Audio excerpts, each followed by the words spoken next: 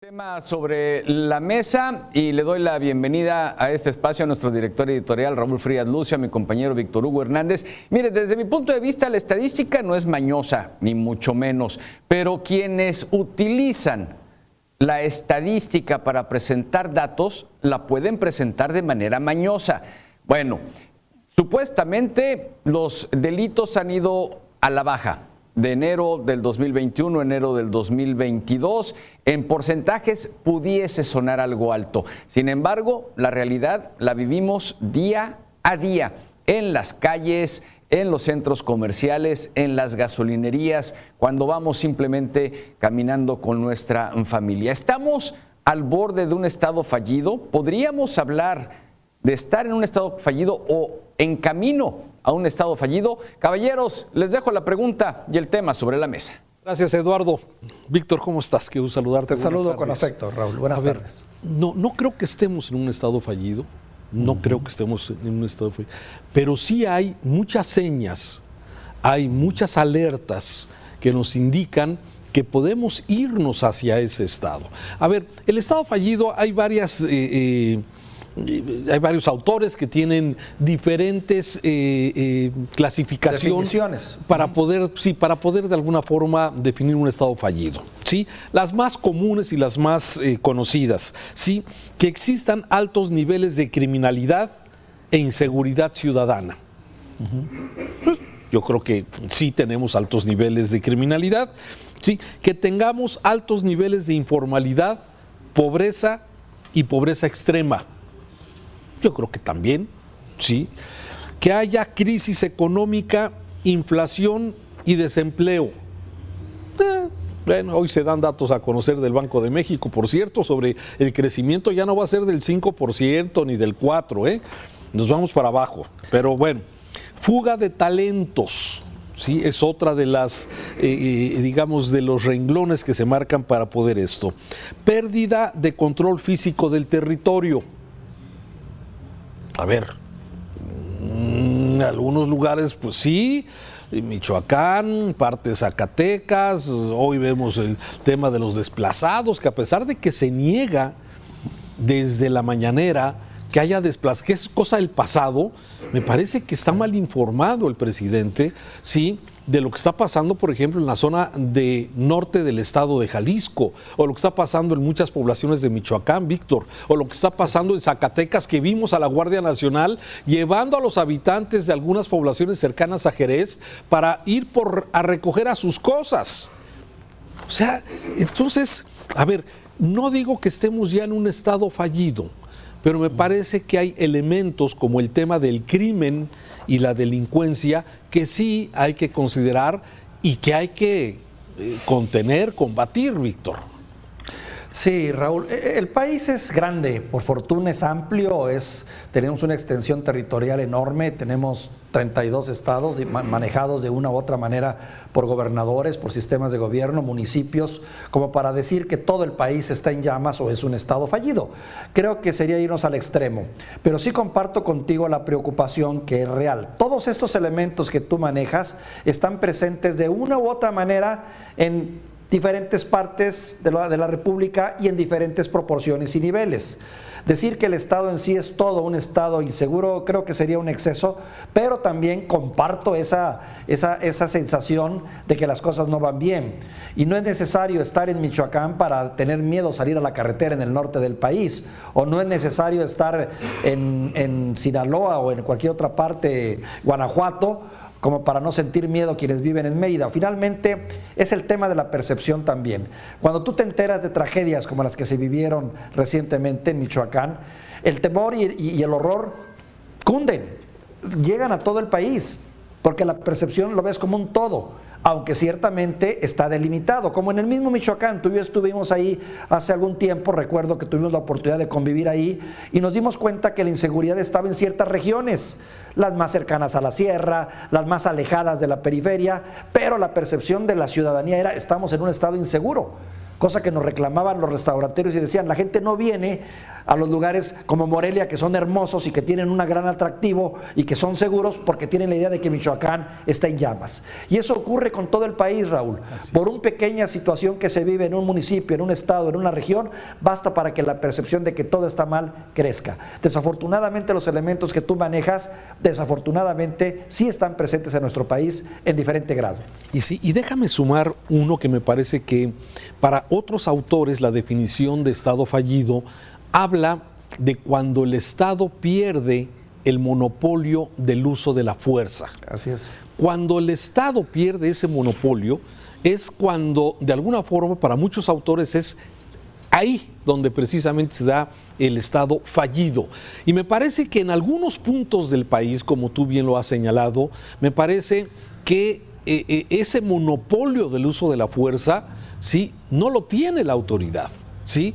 Lo vimos, por ejemplo, en Caborca, ¿sí? Donde otra vez un grupo, a ver, supuestamente Caborca estaba blindado por la Guardia Nacional, luego de las camionetas que llegaron, balacearon, hicieron lo que quisieron allá en Caborca, y ahora lo vuelven a hacer, camionetas, se llevan a 4 personas levantadas, ¿sí? Y no hubo autoridad que hiciera frente a esa, digamos, incursión en camionetas con hombres armados en Caborca. Sí, lo que vimos ahora en San José de Gracia, en Michoacán, donde vemos el uso de la fuerza por parte de civiles armados, de criminales, sí, que de alguna forma, y la autoridad ausente. Me parece que es muy oportuno lo que tú dices. Sí, el tema de la ausencia del Estado y el monopolio de la fuerza que corresponde al Estado, al Ejército, a la Marina, a los policías, ¿sí? En algunos lugares no se está teniendo este control y es donde exactamente da esta impresión, da la sensación de que el Estado puede estar, sí, en riesgo en esos municipios, en esos estados que muchas veces vemos la ausencia de autoridad federal y que vemos, y de ausencia estatal y municipal desde luego, porque pues no hay forma de hacerles frentes a estos criminales. No hay forma de hacerles frente, Raúl, porque está claro, y según lo explicaba el analista de Observatorio Nacional Ciudadano, y yo coincido plenamente en eso, no hay una estrategia clara, no hay una estrategia definida, hay un abandono de las policías locales, que también es entendible, no pueden hacerle frente. El caso del fusilamiento, la versión corre de que se había dado una patrulla con 2 elementos, se había dado cuenta de la situación. ¿Qué hicieron? Corrieron a resguardarse, bastante entendible en cierto sentido, pero bueno, finalmente ellos eran la autoridad y tenían su problemática ahí muy particular. Pero por otro lado, Raúl, también pone en evidencia los contubernios de los que ya hemos hablado, los arreglos. Entendemos que estamos en un estado donde los propios gobiernos muchas veces han preferido hacer alianzas que después resulta que se rompen, o después llega otro gobierno y empiezan los problemas. Sí, estamos ante un serio problema de seguridad en ciertas partes del país y que también corre el riesgo de extenderse a otras, ante esa falta de estrategia por parte del gobierno. El efecto cucaracha que vivimos, por ejemplo, en el norte, donde hay un temor bien fundado de que lo que ocurre en Zacatecas termine volteándose hacia Durango y hacia Coahuila, por citarte un ejemplo, como igual ocurre en otras partes del país, donde seguramente la agenda del crimen está moviéndose de acuerdo a sus necesidades de supervivencia y a sus arreglos. Es curioso lo que dices. Sí, muchos estados sí dicen, nos vamos a blindar, sí, con la frontera entre Jalisco y Michoacán, entre Jalisco y Colima, entre Jalisco y Zacatecas, entre Jalisco y Nayarit. Sí, pero la realidad es que quién sabe quién se tenga que blindar de quién. Sí, la situación realmente, el tema de inseguridad es una situación muy, muy complicada. Pero hay un tema que en lo particular a mí me parece muy delicado. Hoy se vuelve a decir desde el atril mañanero, sí, que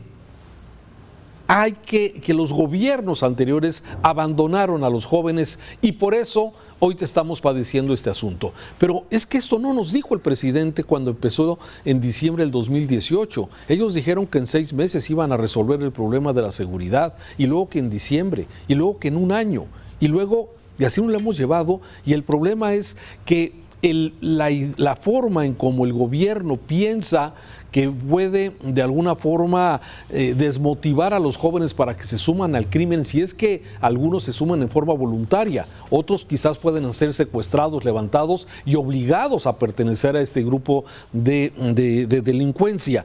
Pero esa estrategia de combatir las causas, híjole, en teoría se oye muy bien, Víctor. Yo estoy convencido de que debe ser que el joven debe tener oportunidades de desarrollo, de estudios, de trabajo bien pagado para evitar de alguna forma la tentación de la delincuencia. Pero me parece que debe ser esa una estrategia, pero no puedes abandonar el tema de la contención y el tema de abrazos, no balazos. Bueno, es hasta insultante lo que está pasando. Mira, Raúl, ahora sí varios temas ahí. Uno decía, una esposa le decía al esposo, ¿hago mal en pedirte que seas buen esposo? Pues no, claro que haces bien. Haces mal en señalar que tenemos que atender a nuestros estudiantes y a los jóvenes. Pues por favor, es obvio que se tiene que atender a los jóvenes, que se les tiene que dar oportunidades y que se tienen que hacer programas de largo aliento, por supuesto.